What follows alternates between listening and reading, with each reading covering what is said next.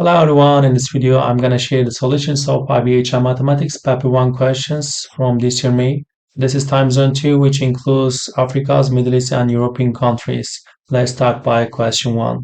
The function f is defined by f of x. 3 times 6 minus 2 divided by 2 times 6 plus 1. X is a real number. X is not minus 1 over 2. The first question is write down the value of f of 0. I know the function. Yeah. So when you plug in 0 into the function, and you're gonna see that 3 times 0 minus 2 over 2 times 0 plus 1 is gonna be minus 2 over 1 and minus 2. This is y-intercept. Write down the equation of the horizontal asymptote. So the horizontal asymptote is gonna be y equals 3 over 2 because I know that the ratio of the coefficient of x values. This is the horizontal asymptote. The function g is defined by g of x equals minus f of x, where x is greater or equal to 0. Find the range of g. So g is gonna be minus 3 times 6 plus 2 over 2 times 6 plus 1. And we are looking for the range of this function, and x is gonna be greater than or equal to 0.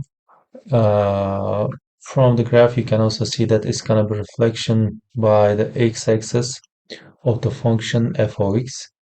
In this case you can just draw, you don't need to allow to draw, but to figure out how is g of x you can first look at that. Yeah, it will be like this. So we know that x values is greater or equal to 0. In this case, our range is gonna be between, you can say 2. This was the y-intercept, and the horizontal asymptote, which is minus. So we need to find now the horizontal asymptote of the g of x. So it's gonna be x gonna be y equals minus 3 over 2. In this case, yeah, the range of this function g will be minus 3 over 2 between 2, and there is equality in 2. Yeah. And the second question, the line L1 is defined by the Cartesian equation. This is the Cartesian equation. Find the vector equation of L1. So let's write it again, the vector, and these are equal to the lambda. You can say lambda. In this case, x equals 2 lambda plus 1, and y equals 3 lambda minus 2, and z equals lambda. So if you would like to write the L1 vector in a vector equation, you can say that it's gonna be the initial point is 1 minus 2 0 plus lambda times 2 3 and 1, right? Yeah. A second line L2 is defined by the vector equation R. Find the coordinates of the points where L1 and L2 intersect. So it's asking for the intersection point. I also would like to write L2 and the dimensions, which is x, y, z. You can say that 0 plus t, y equals 4 plus 0 because 0 times t is 0, and z equals minus 8 plus 2 times t, right? So when you make an equation between these two lines, it's gonna be first for x times lambda plus 1 equal to, t, and 3 times lambda minus 2 equals 4. From here you can say that lambda equals 2. In this case, when you plug in into the lambda here, 2 times 2 plus 1 equal t, so t equals 5. And you found it actually, so you can just write intersection point will be let's substitute t here. You will see that 5, 4, and 2, right? Yeah, 5. Yeah. Question 3. The following diagram shows a non-right angle triangle ABC. Using the sine rule, show that cosine theta equals 3 times square root of 2 over 5. So we know the length of the sides, and we will use the sine rule. What's the sine rule? For example, the length of the opposite this angle to theta is 6 times square root of 2 over, if I write the sine 2 theta, is gonna be equal the length of the side opposite of the theta, 5 over sine theta. From here you can write, you can replace sine 2 theta with 2 times sine theta times cosine theta equals 5 over sine theta. You can cancel sine theta in here and also 2. So from here you can write cosine theta equals 3 times square root of 2 over 5. At the question B, he's find sine theta, and you can draw a right angle triangle and place the theta angle adjacent of this angle is gonna be 3 times square root of 2, and the hypotenuse is gonna be 5. If you apply the Pythagoras theorem, you will find opposite the side of the length of the opposite theta. It will be square root of 7. From here you can write sine theta equals square root of 7 over 5. The question C, point D is located on AC. So there's a point in here, D, and it's given that the area of the triangle BCD. So we can also apply the area formula, which includes sine theta. So area equals 1 over 2 times the sides of this angle, which is 6 times square root of 2 times the length of DC. How are we going to find? Yeah, we are looking for the length of DC. And we know the area, it is 2 times square root of 14. 2 times square root of 14 equals 1 over 2 times 6 times square root of 2. From here you can write, oh, we forgot the sine theta. There is sine theta in the formula here. So I know the sine theta from the previous question. It is square root of 7 over 5. So you can cancel square root of 14 at the both sides. And also you can cancel 2 DC equals 10 over 3. Yeah.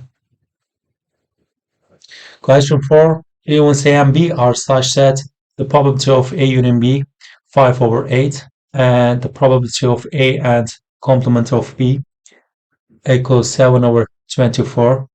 Find the probability of B.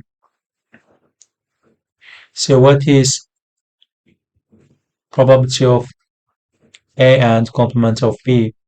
Or if you draw the sets A and B and look for the A intersection with complement of B, so it's gonna be here, right? From here you can say that the probability of this area is gonna be 7 over 24, and so you know that probability of A union B equals, you can write probability of A and complement of B plus probability of B. So because the remaining is B, A union B is 5 over 8, and the other probability is given 7 over 24. From here you can write probability of B. So probability of B equals 15 minus 7 over 24, which is 7 over 24 equals 1 over 3. Question B, given that even A and B are independent, find probability of A complement given B. So this is the conditional probability. The formula here will be probability of complement of A and B over probability of B. We know that the probability of B and need for the other probability. Since the events A and B are independent, you can write probability complement of A and B equals probability of complement of A times probability of B, right? Yeah. So we need the probability of complement of A. You can also use the union probability, the formula here, probability of A plus probability of B minus probability of, let's say, A intersection with B. I know the union probability 5 over 8, and probability of A is gonna be, we will find it, and probability of B 1 over 3 minus, you can also write, since the events A and B are independent, you can write probability of A times probability of B. So from here you can find probability of A is gonna be 5 over 8 minus 1 over 3 equals E times probability of A over 3. When you find the common factor of 8 and 3, it's gonna be 7 over 24 equals 2 times probability of A over 3. From here, probability of A is 7 over 16. So probability of complement. From here, you can apply into the equation here. Probability of complement of A is gonna be 9 over 16, and probability of B, we know that 1 over 3. So you can write probability of complement A and B is gonna be 3 over 16. And it's asked for probability complement of A given B. We found the numerator is 3 over 16 divided by 1 over 3, which is probability of B. It is 9 over 16. Question 5. The quadratic equation x squared plus k times x plus 15 minus k equals 0 has two distinct real roots. Find the possible values of k. So if the quadratic equation has two distinct real roots, it means delta is greater than 0. So what is delta? I know the coefficient of x squared is 1, and the coefficient of x is k, and the constant is 15 minus k. So delta equals k squared minus 4 times the coefficient of x squared times the constant is gonna be greater than 0. K squared minus, let's say, or plus 4 times k minus 60 is greater than 0, right? And when you factorize this quadratic expression, you're gonna find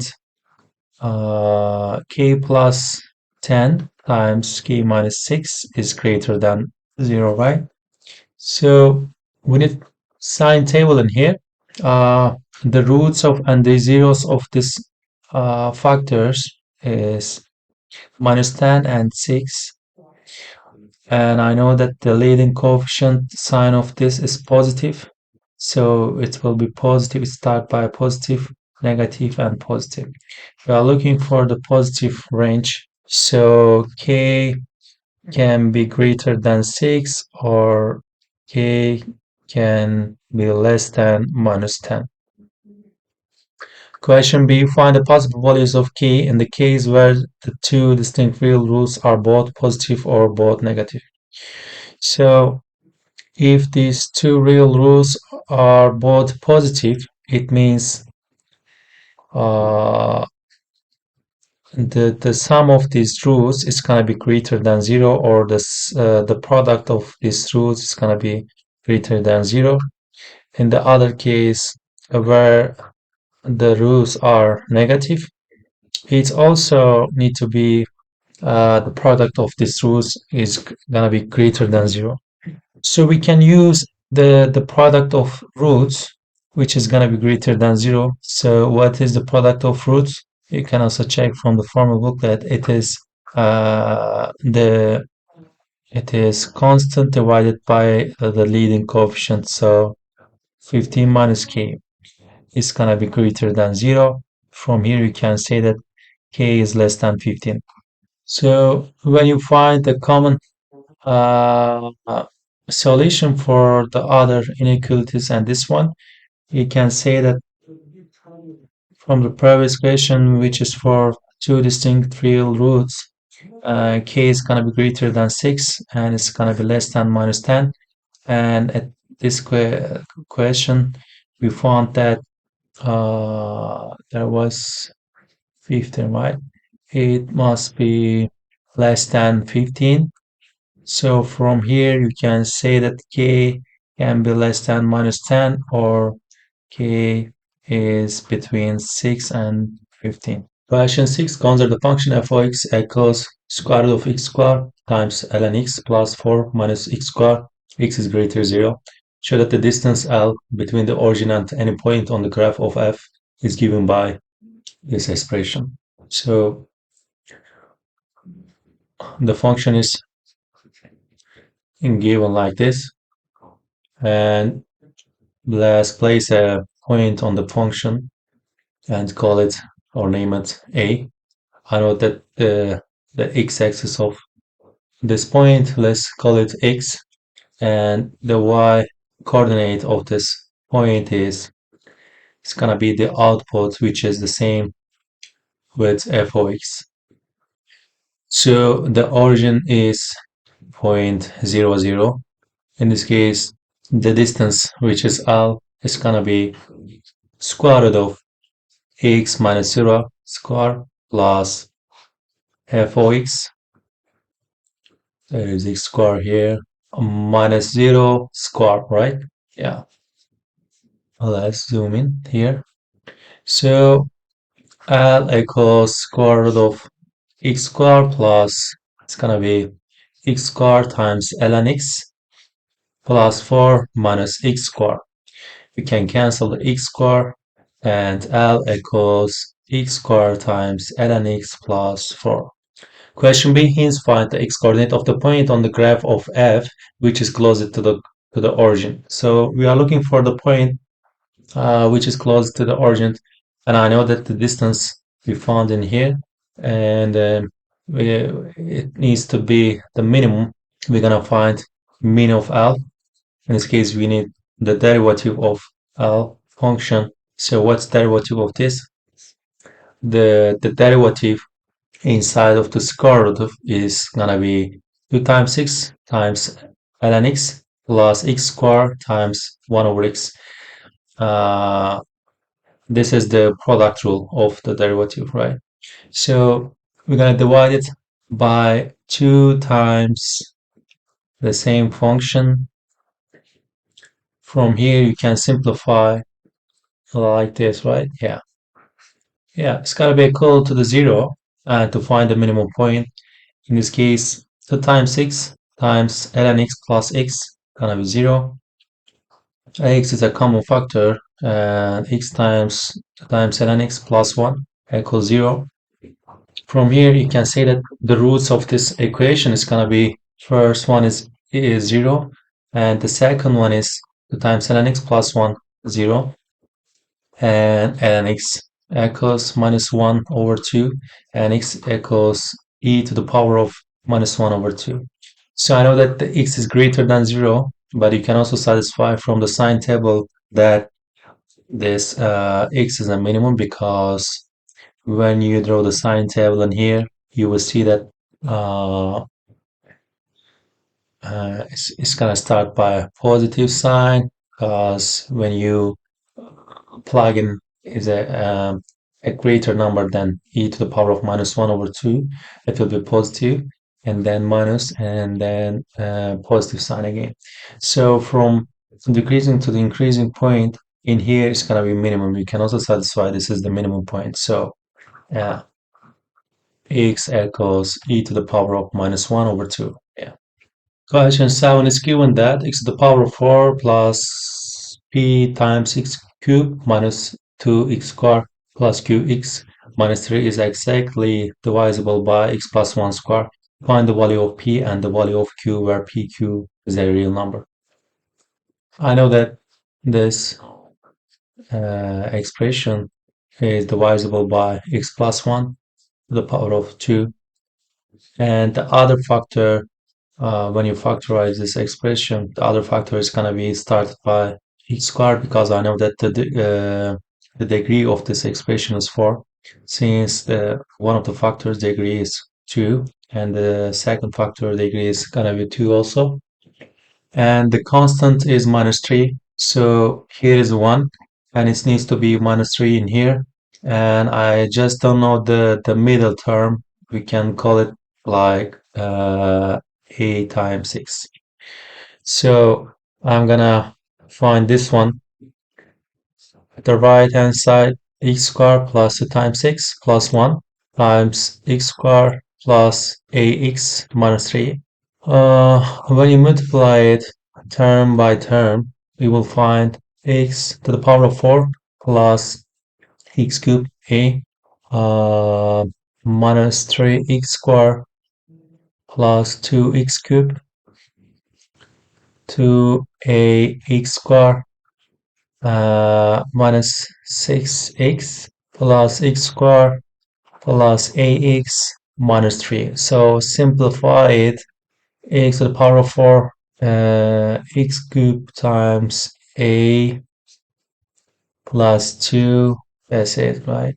And x squared times minus 3 plus 2a plus 1, and x times is gonna be minus 6 plus a minus 3.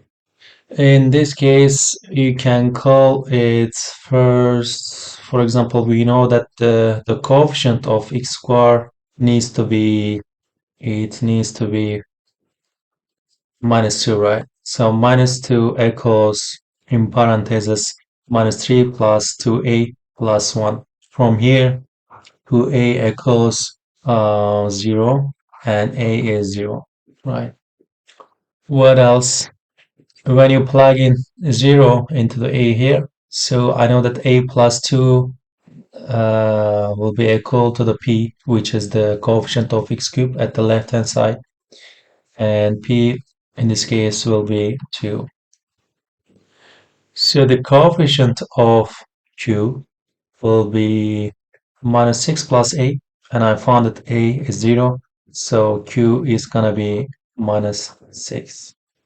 Yeah. Question 8. Consider the function f of x equals r cosine x for x between -1 and 1. On the set of x's below, sketch the graph of f of x. On your sketch, clearly indicate the y-intercept and coordinates of the endpoints. Yeah, the function is arc cosine x. You can find y-intercept by giving 0 to the x. So I need arc cosine 0. Let's call it a. In this case, cosine a equals 0. So I know that cosine is gonna be 0 at the point pi over 2 or minus pi over 2, right? Actually, to graph the arc cosine x, you can also look for the cosine x. How is cosine x function graph? Let's remember it. I know that cosine x is gonna be 1 at 0, 1x 0, and it will be 0 at the point pi over 2. When x is pi over 2, the output is gonna be 0, and when x is be pi, and the output will be -1. So we know that this is cosine x, the part of the cosine x, and why I choose this part, because to find the inverse of cosine x, we need the one-to-one part of this function. So I know that there is also, I mean, cosine x also is going to the negative infinity like this, but I choose the part which is one-to-one to find the inverse of cosine. So how is gonna be the inverse of arc cosine? It means you can just replace x values with y values. You will see that -1 is will be here and 1 it will be here. At -1, the graph will be pi. I mean the y values will be pi, and at the 1 I know that the the y values will be 0, and the graph will also pass throughout the pi over 2. Yeah, it will like this. So we don't need the algebraic process or work.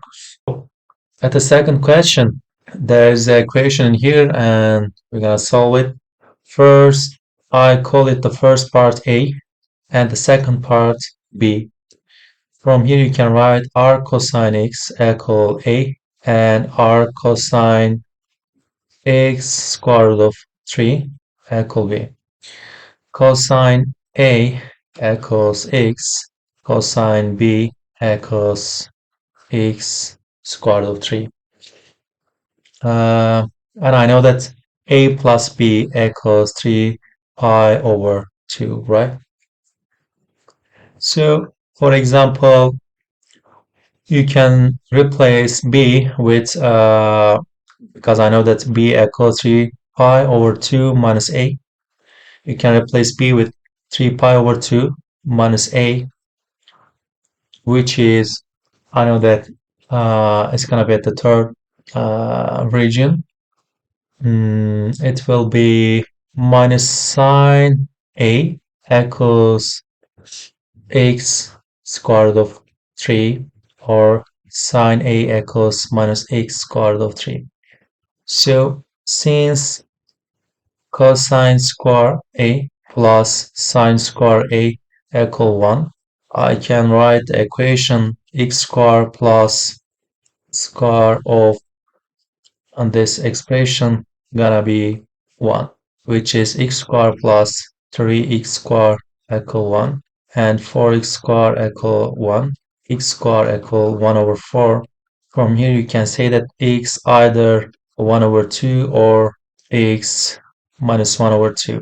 So which one our answer? Uh, we we say that cosine A equal x and cosine b equal x squared of 3 and a plus b equal 3 pi over 2. So if x equals 1 over 1 over 2, it means uh, a can be at the first region, let's say pi over 3, right? So from the other side, I need to say that cosine b will be square root of 3 over 2, because we found x 1 over 2 in this case. And when we look for the graph, can we satisfy which answer is true, or 1 over 2 or minus 1 over 2? Mm, yeah, if we say that x equals 1 over 2, which is in here, uh, the output of this is less than pi over 2, so it's not possible that we will find 3 pi over 2. So this one is cannot be our solution. But if we choose x as minus 1 over 2 in here, for example, you can see that it's possible to find an angle which is greater than pi over 2. And when you add this both angle, one of them is A and the other one is B, it can be 3 pi over 2, right? So you can say that from the graph, from the graph, x equals minus 1 over 2. Yeah. Question 9. Prove by contradiction that 1 over x times 1 minus x is greater or equal to 4. 4x is a real number between 0 and 1. So we're going to make contradiction. Assume that 1 over x times 1 minus x is less than 4 for x between 0 and 1. You can also say since x greater than 0 and less than 1, we can say that x times 1 minus x is going to be greater than 0, right? Because I know that here is positive, and also 1 minus x is going to be also positive. From here, you can say that you can make a cross product in our inequality. So I'm going to write 1 is less than 4 times 6 times 1 minus x. It is 4 times 6 minus 4x squared. You can also write 4x squared minus 4 times x plus 1 is less than 0. I know that this is complete square of 2x minus 1 square, and this is a contradiction, and it's not true because I know that 2x minus 1 square is greater than or equal to 0. So we can say that this is contradiction since 2x minus 1 square is greater or equal to 0. Hence, hence 1 over x times 1 minus 6 is greater or equal to 4. Yeah. We are at the section B now. So question 10, the function f is defined by f of x equals 4 to the power of x, where x is a real number. Find inverse of f of 8. Express your answer in the form p over q, where pq is an integer. F of x equals 4 to the power of x, and it equals y. To find inverse of f, we're going to write x in terms of y. So you can say that log base 4 of y equal x from here, right? So this is the inverse of f already. You can just write inverse of f of x equals log base 4 of x, right? And we will find the output at the point 8. To do that, I will just plug in 8, and you can write log base 2 square of to the power of 3. From here you can say 3 over 2 times log base 2 of 2, which is 1. So the answer is 3 over 2. Question B, there's a function g of x defined like this, and we will also find the inverse of g. Yeah. So the same steps will be used in here. It equals y, and again I will write the function in terms of y. So I subtract 1 from the both side. Log base 2 of x equals y 1 minus 1. From here you can write 2 to the power of y minus 1 equals x, and this is inverse of g of x. We're gonna just replace y with x. So 2 to the power of x minus 1 is the inverse of g. And then describe a sequence of transformation that transforms the graph of inverse of g to the graph of f. So f is 4 to the power of x or 2 to the power of 2x, the same. So which transformation is applied to get the f of x, right? Yeah. By the way, this was the first question of B. Yeah. So first, as you see that the power of f of x is 2x, I'm gonna cancel this minus 1. To do that, uh, we need the horizontal translation by 1 unit to the left. So it means horizontal translation 1 unit left. At the last step, to get 2 to the power of 2x, uh, this is horizontal stretch with scale factor 1 over 2 because the power is doubled here. Yeah. Question C show that the compound function f gx for x squared. This means actually we're gonna plug in gx, which is 1 plus log 2 base x, right? Yeah. Into the function f. F is 4 to the power of x.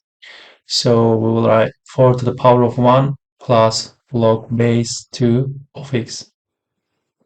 This is 4 times 4 to the power of log base 2 of x, or 4 times, you can replace x with 4, and this is the attribute of the logarithm.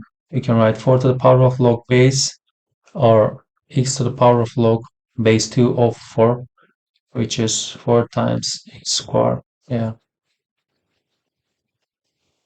The function h is defined by like this, and the following diagram shows part of the graph of h. Let R be the region enclosed by the graph of h, and the x-axis between the lines x equal 1 and x equal 3.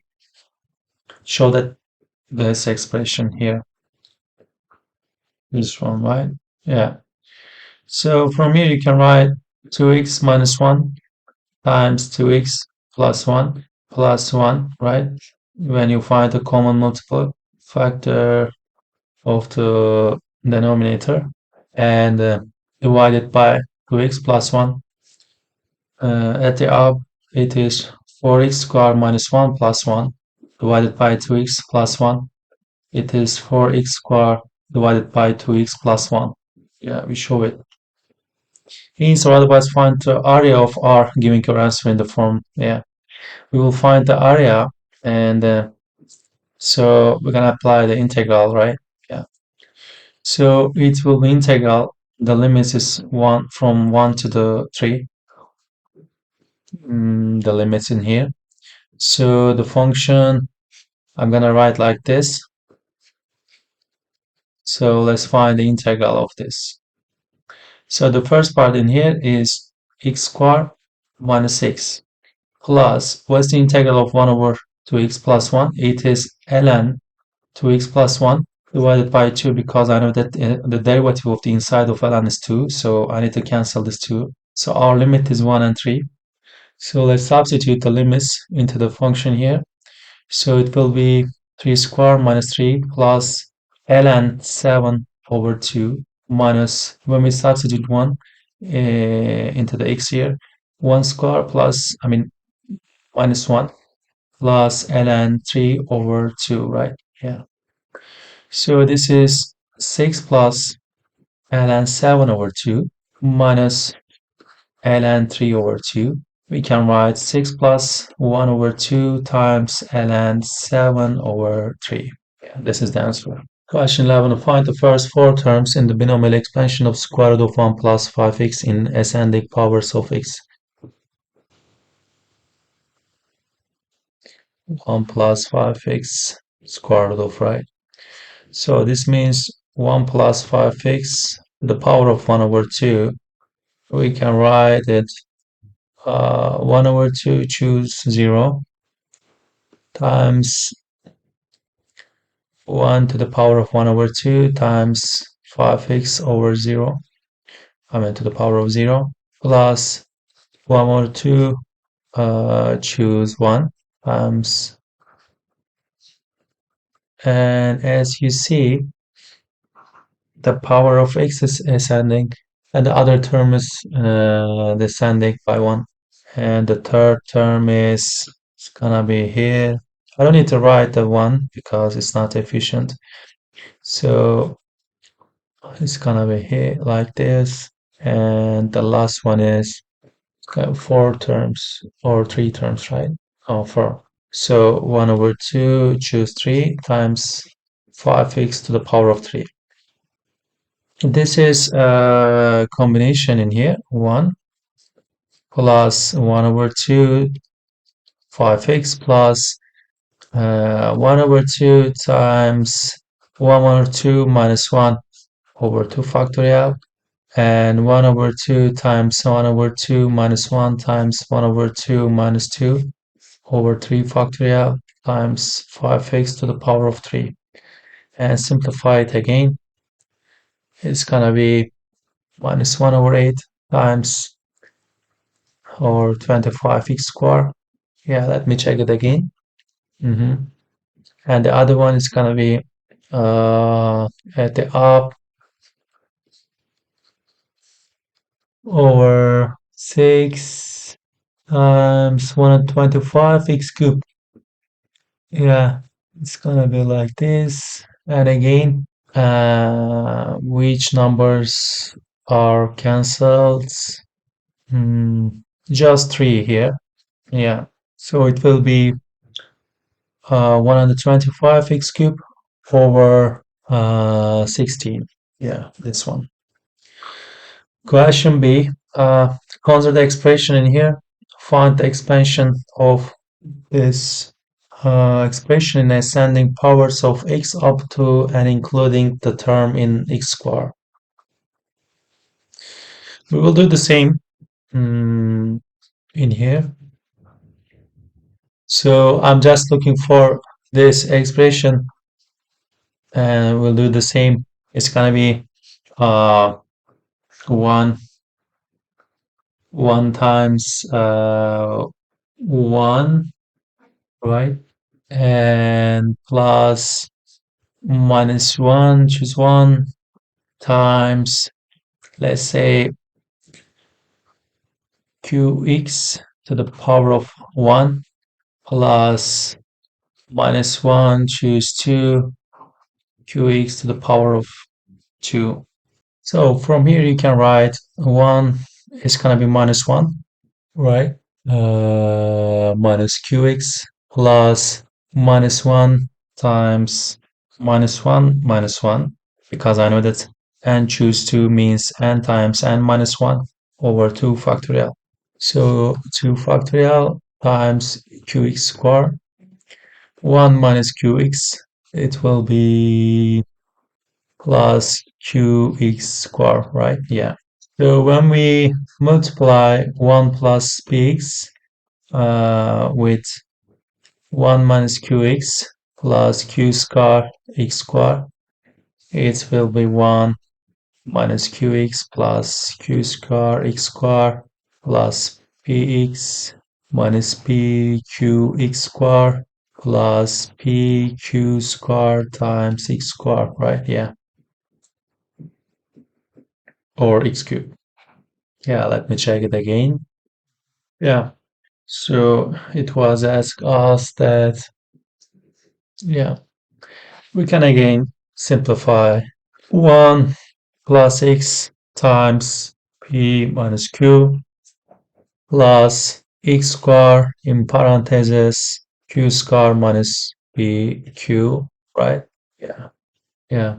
The expansions found in parts A and B are identical up to the first 3 terms for a value of P and a value of Q. So let's show that these are identical.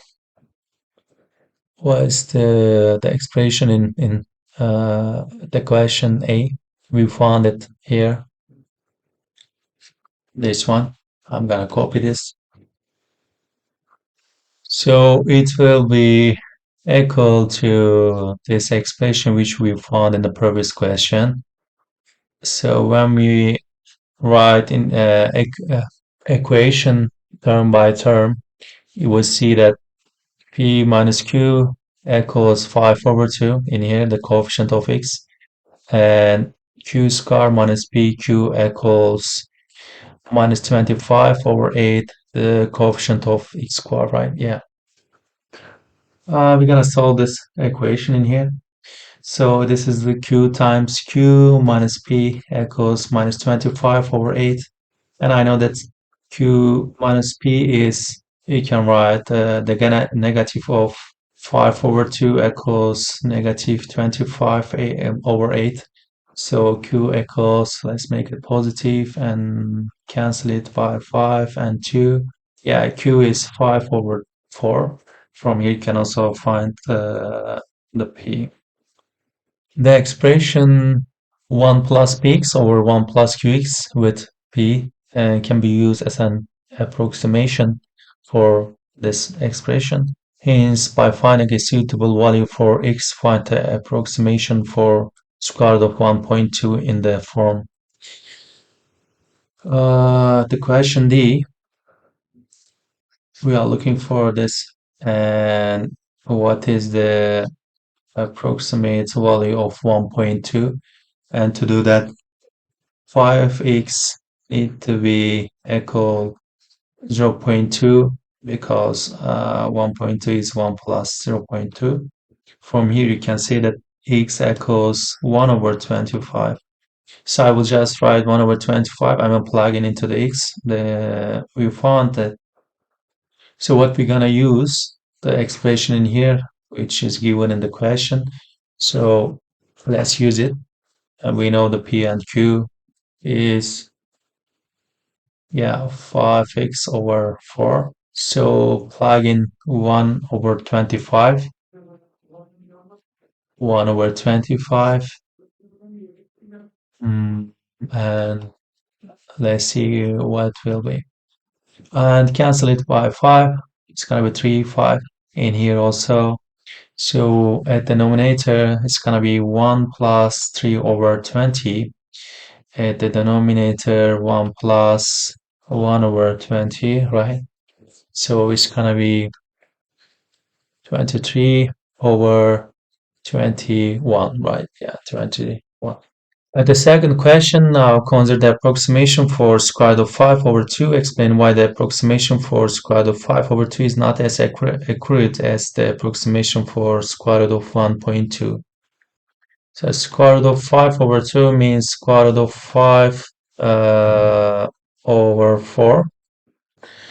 In this case, we will use 1 plus 1 over 4. From here, you can say that 5x is going to be 1 over 4, and x equals 1 over 20. So you can say that since 1 over 20 is greater than 1 over 25, approximation, right, for square root of 5 over 2 is not as accurate as, what was it, the approximation for square root of 1.2, right? Yeah. Question 12. So z squared equals minus 1 minus square root of 3. Giving your answer in the form that this is the polar form. Yeah. So we're gonna write it in the polar form. What's the polar form? First, let's check for the argument. Tangent theta equals minus square root of 3 over minus 1, which is square root of 3. And I know that this angle is at the third region. So it means that theta will be 4 pi over 3. And the model of that, let's say, or which is the radius of this vector r, because I know that if you like to write the complex number in the polar form, that it is r times cis theta. We found theta and we are looking for the r. So r is square root of minus 1 square plus minus square root of 3 square, which is 2. From here, you can say that z square equals 2 times is 4 pi over 3. But to find the roots of this equation, and we're gonna write 4 pi over 3 plus 3 and I mean 2 pi k. Yeah. From here, z1 can be square root of 2 times this. We're gonna divide it by 2 pi over 3 plus pi k, right? And then let's say now z1 will be zk, or yeah, z1 will be square root of 2 times this 2 pi over 3, and z2 square root of 2 times this 5 pi over 3. But we're gonna write in the form of yeah, we found it correct. Question B. Z1 and Z2 be the square root of -1 minus square root of 3i, where real part of Z1 is greater than 0, and Z3 and Z4 be the square root of, yeah. So we first will find Z1 and Z2 square root of, yeah. So if you write it in the, again in the polar form, it's gonna be 2 cis, we write it already, right? And was it 4 pi 3? And then, or we already found it in the previous question. Yeah. So you can say that from A, Z1 equals square root of 2 times cosine, let's say 2 pi over 3 plus I sine 2 pi over 3, and or z2, this is z2 because I know that the part of the real part of complex numbers in z1 gonna be greater than 0, so z1 will be square root of 2 cosine 5 pi over 3 plus I sine, yeah, this one. So z1 is gonna be square root of 3 times 1 over 2 plus square root of 3i over 2, which is, you can say, square root of 2 over 2 plus square root of 6i over 2. And z2 is going to be minus 1 over 2 plus the same. So the real part sign will be changed in z2.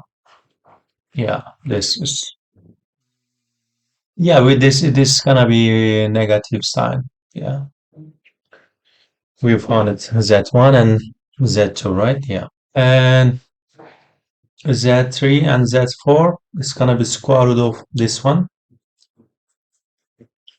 So you can say that z3 is gonna be, and the real part of z3 is also greater than 0. And since the complex number -1 and minus square root of 3i -1 plus square root of 3i are conjugates of each other, you can say that the root of these complex numbers is also are also gonna be conjugate of each other. So you can say z3 will be conjugate of z1 square root of 2 plus square root of 6i over 2, and z4 will be conjugate of the z2, which is square root of 2 over 2 minus square root of 6i over 2. And question C, the four roots z1, z2, z3, and z4 are represented by the points A, B, C, respectively on the Argand diagram. So we're gonna show this on Argand diagram. This is real axis, and it's gonna be imaginary axis. And first Z1 will be square root of 2 over 2 minus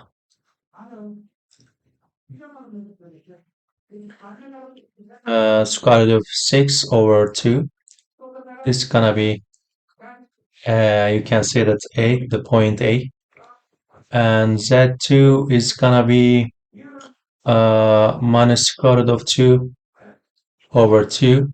And the imaginary part is gonna be square root of 6 over 2. It's gonna be the point B. And the point C will be, will represent the Z3, which is square root of 2 over 2 and square root of 6 over 2. It's gonna be C, and D will be the last one here. Yeah. And find the area of the polygon formed by these 4 points. So this is the rectangle, and to find this area, we're gonna multiply it, the number square root of 2 over 2 times 2 times, this is the one side of the rectangle, and the other side will be 2 times square root of 6 over 2, right? Yeah, and this is gonna be square root of 12. Yeah. The question D, the four roots again satisfy the equation in here. And the four roots, the other one, 1 over z1, 1 over z2, 1 over z3, 1 over z4, satisfy the equation in here. And find the value PQR. I know that the four rows are satisfied as equation respectively, z1, z2, z3, z4. In this case, if we are looking for the roots, which is 1 over z1, 1 over z2, 1 over z3, and 1 over z4 are roots of, we can say, 1 over z to the power of 4 plus 2 times 1 over z to the power of 2 plus 4. Yeah, because when you substitute, for example, 1 over z1 into this equation, you will see that it will be the same which is given at the question. So from here you can write, when you multiply it, all of the terms by z to the power of 4, it will be 4 times z to the power of 4 plus 2 times z squared plus 1. In this case, we can say that PQR, we are looking for PQR. P is 4, Q is 2, and R is 1. And these roots are represented by the points E, F, G, H, respectively on an organ diagram. Find 1 over Z1. 1 over Z1, Z1. I know Z1 is this, right? 1 over this one, Z1. And when you multiply it both up and down by the conjugate of the denominator, you will see that 2 over 4 plus 6 over 4, right, is gonna be equal square root of 2 plus square root of 6i over 2 times 2. And yeah, this one. We found 1 over z1 is deduce the area of the polygon formed by these 4 points. As you see, z1 is this. I mean 1 over z1. We found 1 over z1, and z1 was this. From here we can say that 1 over z1 equals 1 over 2 times z1, right? because that one is yeah. From here, it's gonna be the same for all of the roots, and they all multiplied by 1 over 2. So if you look for the area, it was at the last question.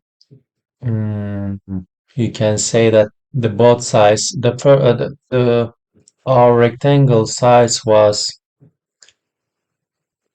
square root of 2 and square root of 6. In this case, we will multiply it by 1 over 2 for both sides. From here, you can say that square root of 12 over 4 is the area of the polygon, which is asked at the last question. Yeah, in this video, I share the solutions of IBHL Mathematics Paper 1 questions from this year May. This was the Time Zone 2. I also posted a video which includes the questions from Time Zone 1, Paper 1. I hope this was also helpful for you guys. I recommend you to pause the video before watching. See you at the next video, which is gonna be Time Zone 3, Paper 1 questions. Take care, bye bye.